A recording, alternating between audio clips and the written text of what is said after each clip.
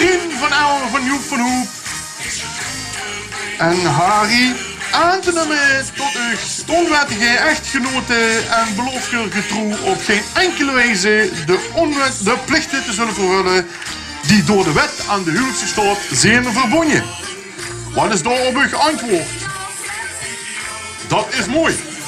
Corinne verklaart Geer Funs van Gil van Rosa van Tekendout-Sleper aan te nemen tot uw onwettige echtgenoot en belooft u getrouw op geen enkele wijze de plichten zullen vervullen die door de wet aan de huwelijkse staat werden verbonden. Wat is daarop uw antwoord? Dat is helemaal mooi.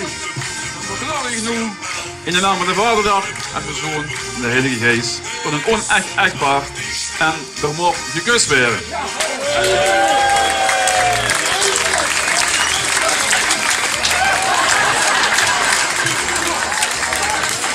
Ja. Soms ga je te weten.